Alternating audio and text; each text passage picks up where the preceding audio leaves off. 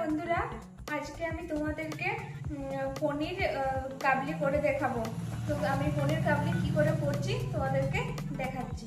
আমি পনির কাবলি করব, তো তার জন্য আমি কাবলিটা সেদ্ধ করে নিয়েছি আর পনিরটা ছুরির সাহায্যে ছোট ছোট করে কেটে নিয়েছি। আর কি দেবো সেটাও তোমাদেরকে বলে দিচ্ছি এর সাহায্যে। তো আমি পোস্ত আর কাজু বেটে নিয়েছি, দই নিয়েছি বাটিতে, আর ধনা, জিরা, আদা, এটা লঙ্কা গুঁড়ো নিয়ে নিয়েছি, আর টমেটো কুচি করে কেটে নিয়েছি, লঙ্কাও কুচি করে কেটে নিয়েছি, হলুদ, নুন আর পনির মশলা একটু নিয়েছি। তো পনিরটা ভাজার জন্য আমি কড়ার মধ্যে তেল দিয়ে দিয়েছি। আর পনিরটা কম করে মিডিয়াম ফ্লেমে ভেজে নেব, মানে বেশি দেবো না, বেশি দিলে ভালো করে ভাজাও যাবে না, ভিজে যাবে। তার জন্য আমি কম করে পনিরটা তেলের মধ্যে দেবো। তেল গরম হয়ে গেছে, এরপর আমি পনিরটা দিয়ে দেবো তেলের মধ্যে।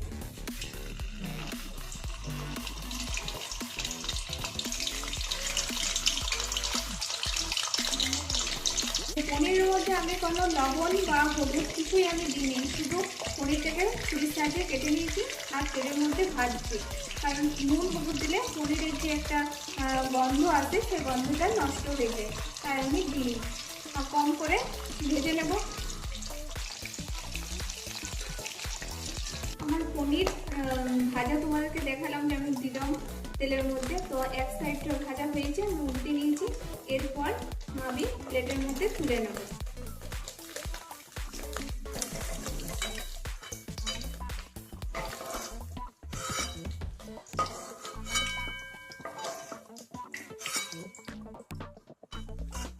পনির ভাজা হয়ে গেছে, আমি তেলের থেকে পনিরগুলো তুলে নিয়েছি। এরপর আমি পনির কাবলিটা কি করে করছি, মানে কি কি মশলা ব্যবহার করছি, কি ফড়ন ব্যবহার করছি, সবকিছুই রেখে দিচ্ছি। তো তেল গরম আছে, তেলের মধ্যে আমি লঙ্কা, একটা গোটা শুকনো লঙ্কা দেবো। তো গোটা লঙ্কাটা দেওয়ার আগে একটু ভেঙে নেবো, নাহলে তেলটা পুরো ছিটকে যাবে, তাই দিয়ে দিলাম। আর একটু সামান্য পরিমাণ আমি পাঁচফোড়ন ব্যবহার করবো। শুধু পনির দিয়ে করতাম তাহলে আমি এই পাঁচফোড়নটা ব্যবহার করতাম না, যেহেতু আমি কাবলিগুলো দেবো তার জন্য এই পাঁচফোড়নটা ব্যবহার করছি। তো পাঁচফোড়ন আর লঙ্কাটা ভাজা হয়ে গেছে, এর মধ্যে আমি টমেটো আর কাঁচা লঙ্কাটা দিয়ে দেবো। টমেটো আর কাঁচা লঙ্কাটা আমি দিয়ে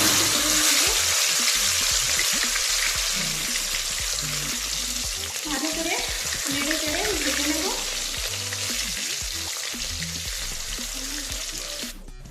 টমেটো, কাঁচা লঙ্কা ভাজা হয়ে গেছে, এর মধ্যে আমি একটু হলুদ দিয়ে দেবো, যাতে হলুদটা গন্ধ করবো পরে দিলে। তাই তেলের মধ্যে আমি হলুদটা দিয়ে দিচ্ছি, আর লবণটা একটু পরে দেবো। মশলাগুলো যে কিছু মশলা আমি দেবো সেগুলো এর মধ্যে অ্যাড করছি, তোমরা দেখো। সামান্য পরিমাণ একটু লঙ্কা গুঁড়ো নিয়েছি, আর ধনে গুঁড়ো আর জিরে গুঁড়ো বেটে নিয়েছি, আর আদা একটু বেটে নিয়েছি। এরপরে আমি এই তেলের মধ্যে এই বাটা মশলাটা দিয়ে দেবো।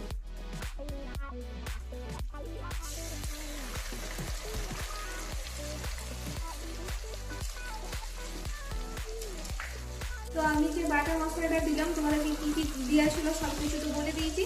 এরপর আমি এটা তেলের মধ্যে ভাজি নিচ্ছি, আর যে পনির মশলাটা রেখেছিলাম একটু এখন দিচ্ছি, একটু পরে বাকিটা দেবো। তো দেখো আমি সামান্য, মানে যতটা ছিল আমার অর্ধেকটা এটার মধ্যে দিয়ে দিচ্ছি।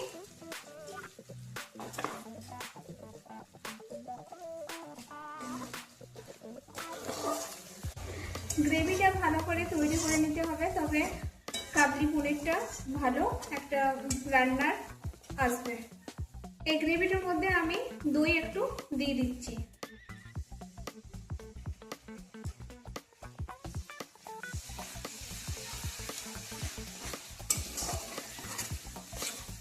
তো আমি মশলা তোমার ভাজা হয়ে গেছে, এরপর যে আমার বাকি পনির মশলাটা রয়েছিল আর লবণটা এর মধ্যে আমি দিয়ে দিচ্ছি।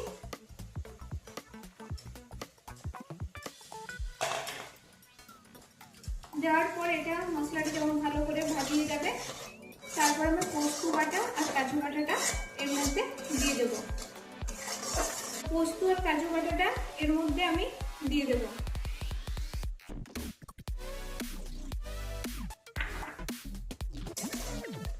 পোস্ত আর কাজু বাটা আমার এর মধ্যে দেওয়া হয়ে গেছে।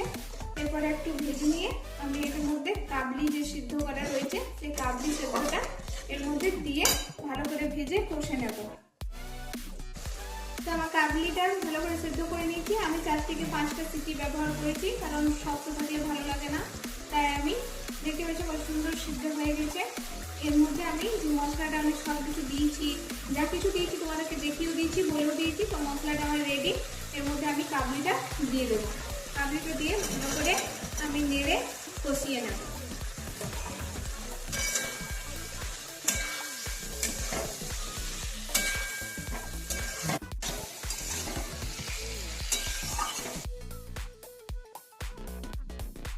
কাবলিটা আমি যে গ্রেভিটার মধ্যে দিয়েছিলাম, গ্রেভিটার মধ্যে কি কি দিয়েছি, পোস্ত, দই, যা কিছু মশলা দিয়েছি সব কিছু তোমাদেরকে দেখিয়ে দিয়েছি। তো আমার গ্রেভিটার মধ্যে যে কাবলিটা দিয়েছিলাম তো পুরো কষানো হয়ে গেছে। দেখতে পাচ্ছ কষানোর পর সে কাবলির থেকে আর মশলার থেকে তেল ছেড়ে এসেছে। আমার সব কিছু রেডি। এরপর আমি পনিরটা দেবো আর সামান্য পরিমাণ একটু জল দেবো, কারণ হালকা ঝোল ঝোল রাখবো তার জন্য।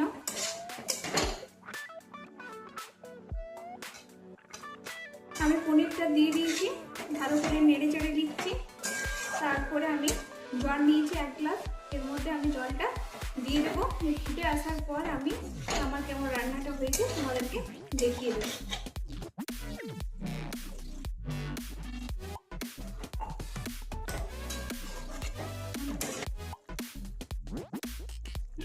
কাবলি পনির রান্না হয়ে গেছে। এরপর আমি বাটিতে নিয়ে তোমাদেরকে দেখিয়ে দিচ্ছি।